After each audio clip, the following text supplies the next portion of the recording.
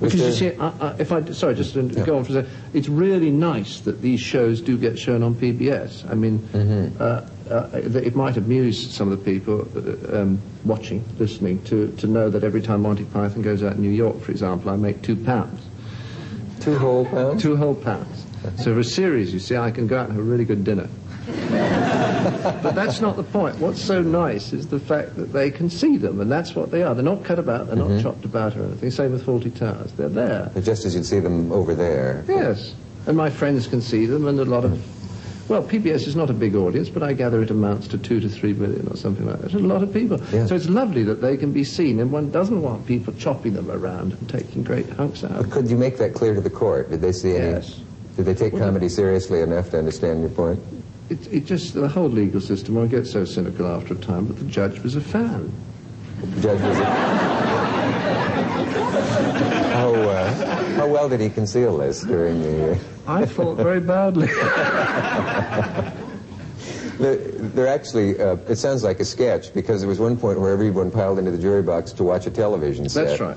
And the judge was laughing at something that had to do with judges. And, oh, that's right. There was a court scene on the box. Everyone was sitting in the court watching the court scene on the box. Yeah.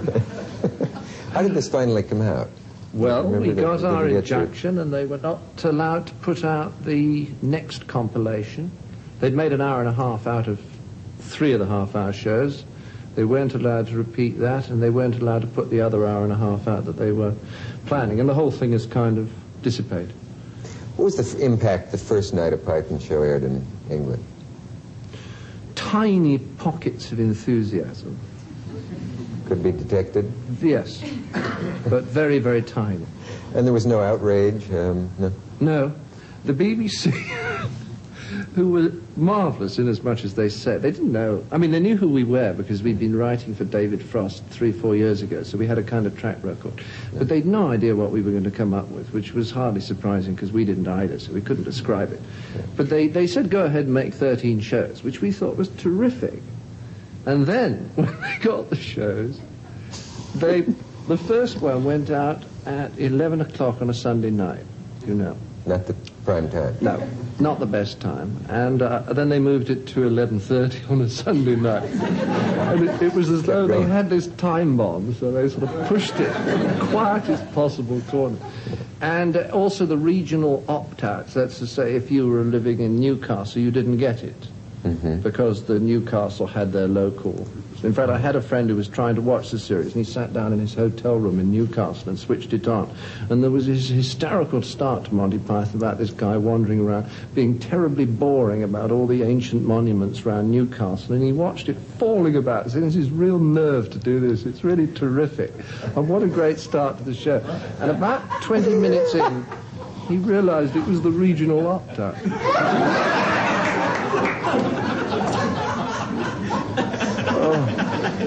Sort of discouraging to anyone who's professional. Well, the nicest it makes a point. Nicest thing anybody ever said about Python was that they could never watch the news after it.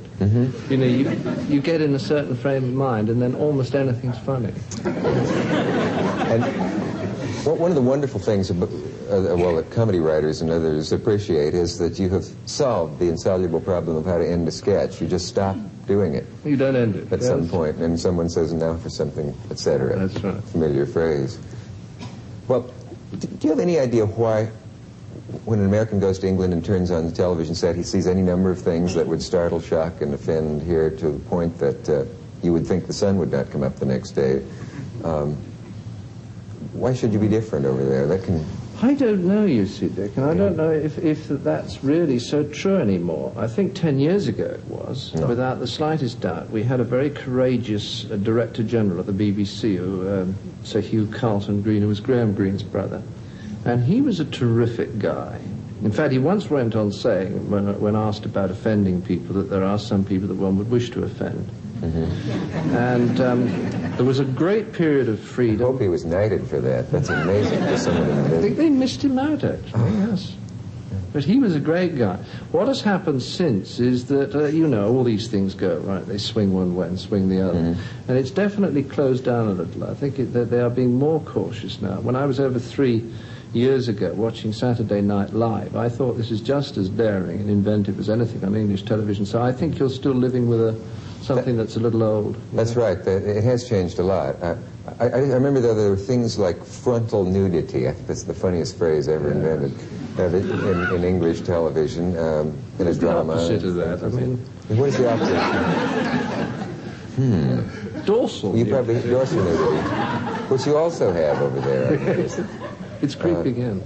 And no, but that idea that people will be offended always gets me, because you do want to say less eloquently than your friend did, so what, or the man you spoke of.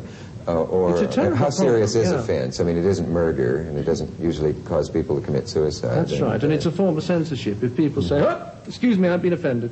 Yeah. Sorry, you can't do that. Well, I see an awful lot on television the whole time that I find offensive. I mean, we had a program called Stars on Sunday, where all the most lovable of the most lovable singers came on and sang hymns. You know, now I just thought it was punishable. But everybody thought this, you know, a lot of people thought this was religion, and it sent them off to dinner with a good warm glow, you know. Well, to me it was offensive, but I wouldn't try and stop them. And as a friend of mine pointed out, you know, I mean, we have a flourishing organization in Britain. It's one of the most forward-looking organizations, I think, to be found in the United Kingdom, called the Flat Earth Society.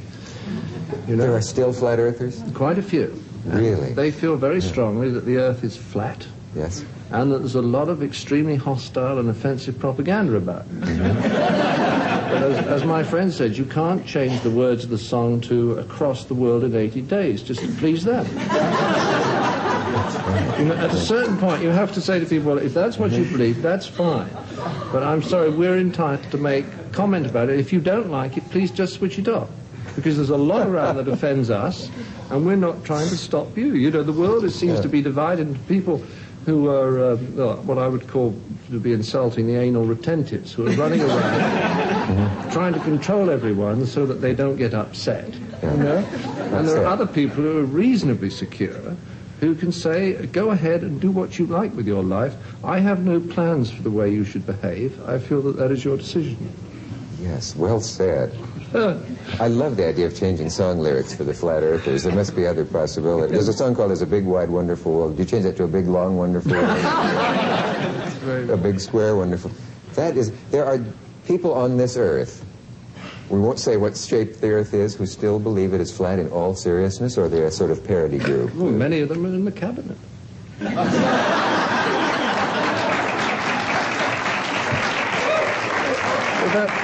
That was cheap, and I apologize. That was cheap, yeah. There's only sure two. If they hear about that, they would sail over here, except they'd be afraid of falling off, wouldn't they?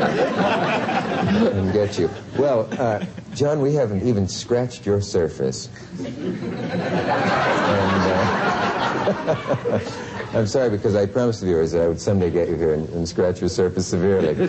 So what we're going to have to do is sit here for approximately 24 hours.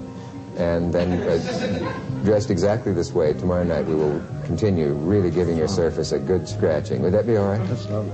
Okay, we'll see you. It's John Cleese and I will see you right here tomorrow night. We might as well just rest now until then.